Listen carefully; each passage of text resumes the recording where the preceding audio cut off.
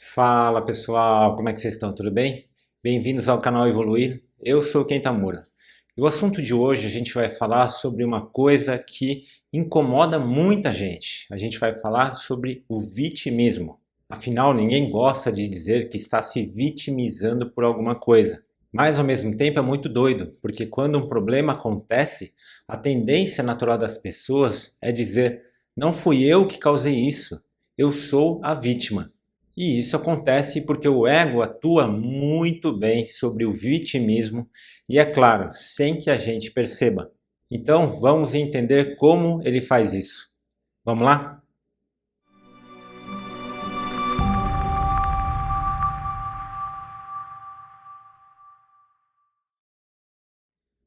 Antes da gente continuar, já vou pedir para que você deixe seu like, deixe seu joinha. Inscreva-se se você ainda não se inscreveu. Ajude o canal a continuar crescendo para que a gente possa continuar ajudando, compartilhando conhecimento com você e com outras pessoas. Imagine que você esteja conversando com alguém que está enfrentando diversos problemas. Essa pessoa, ela está se abrindo com você, dizendo os principais problemas que ela está passando. Mas ao invés de consolá-la, você diz a ela o seguinte: você está se vitimizando. Como é que essa pessoa vai reagir? Provavelmente vai ficar muito irritada e dizer coisas do tipo: você está dizendo isso porque não é você que está passando por esse problema. Não é assim? Acontece que se a gente não se atentar, de alguma maneira todos nós vamos manifestar algum grau de vitimismo. Um vitimismo inconsciente, forte e intenso pode colocar a pessoa numa condição de extrema dependência, né, ou de forte depressão. Ela entra num estado tão grande de não posso, não consigo, não sei, que ela deixa de manifestar a sua própria capacidade de vivenciar e enfrentar a vida.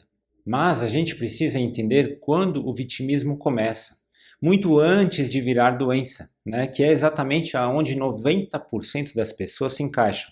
O que será que acontece para o ego nos convencer de que a culpa é do externo? Ou de querermos que outras pessoas se compadeçam de nossos problemas? De transformá-los em algo maior do que são? Um dos motivos é que em nosso DNA existe a programação de culpa e de castigo.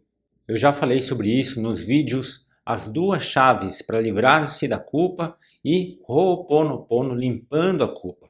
Se você não assistiu, eu sugiro você assistir o segundo, o Ho'oponopono Limpando a Culpa. Tá? Porque ele é basicamente o que eu falo no primeiro vídeo, né? E eu ainda acrescento sobre o Ho'oponopono, tá bom? Mas voltando lá no fundo de cada pessoa, existe uma forte crença na culpa. O culpado é o ruim, é o errado, é o incompetente, é o inconsequente. Logo, quem quer ser o culpado ou a culpada? Ninguém, não é? Só que a gente tem que se lembrar que nós já fomos culpados, acusados e muitas vezes condenados de diversas coisas em outras vidas. E esse é um dos principais motivos da gente não querer assumir a culpa das coisas. É claro, isso é inconsciente, mas o medo de assumir uma culpa só reforça uma outra crença, que é a própria culpa. Uma coisa que não existe, é uma ilusão. Tem inclusive pessoas que se desculpam sem a menor necessidade, tamanha é a culpa que o ego colocou no inconsciente. Ela se atrasa para um compromisso, por exemplo, e você pergunta, né, se aconteceu alguma coisa, e a pessoa diz: não foi culpa minha, não foi culpa minha. Só que você não estava acusando de nada, você só queria saber se tinha acontecido algum problema. Outras pedem desculpa pelo que nem fizeram, como se quisessem se livrar de uma culpa que não desgruda delas. Coisas do tipo: olha, eu consertei essa cadeira, mas desculpa porque ela não ficou perfeita. Foi o melhor que eu consegui fazer. Você vê, a pessoa consertou, fez um favor para outra e ainda pede desculpas. E quantas mães e avós pedem desculpa pela comida que fazem? Olha, desculpa, se eu soubesse que você vinha, teria feito algo melhor. Olha, desculpa, eu acho que eu não acertei o ponto. Faltou um pouco de sal. Você vê, a pessoa já está servindo comida e ainda se desculpa. Parece aquele emoji de WhatsApp que faz assim, né? Tem gente que se sente inclusive culpado ou culpada pelas coisas estarem indo bem na sua vida, né? Mas alguém próximo, alguém querido não está passando por diversos problemas. E a pessoa sente culpa, né, por ela estar indo bem em relação a outra que não está. Não tem nada a ver uma coisa com a outra, mas é a culpa que está impregnada no DNA. Então é muito doido, porque tem gente que pede desculpas com medo de ser culpada. Então ela se adianta para se proteger. Ao mesmo tempo, tem gente que não assume a culpa de nada, né? De tanto medo que tem da culpa. Eu só estou reforçando essa questão da culpa para entender por que muita gente acaba se vitimizando. Porque fazer isso, se vitimizar, é uma forma de não assumir a culpa. É uma forma de escapar da pena. Afinal de contas, de acordo com o subconsciente, se existe culpa, consequentemente existe punição. Como eu disse, todos nós manifestamos algum grau de vitimismo. E por quê? Porque vitimizar-se é uma forma não apenas de escapar da culpa, de culpar o outro, mas também é uma forma de dividir a culpa quando não há escapatória. Por exemplo, imagine uma pessoa que não passou em determinado exame.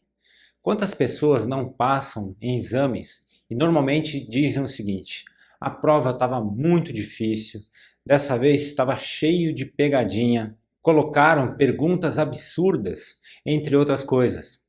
Quantas pessoas conseguem assumir a responsabilidade de dizer: eu deveria ter estudado mais, eu deveria ter me esforçado mais? Algumas até assumem uma parte, mas daí vem o mas, né? Eu deveria ter estudado mais, mas se não fossem aquelas pegadinhas, eu teria passado. Você vê, é uma forma de aliviar a culpa. Quantas pessoas não conseguem atingir o que querem na vida e dizem coisas como: esse país não dá oportunidade, ou eu não tenho sorte na vida. No entanto, existem aquelas pessoas que passaram na prova difícil e cheia de pegadinhas. Assim como existem aquelas que encontram sucesso mesmo nas situações mais adversas.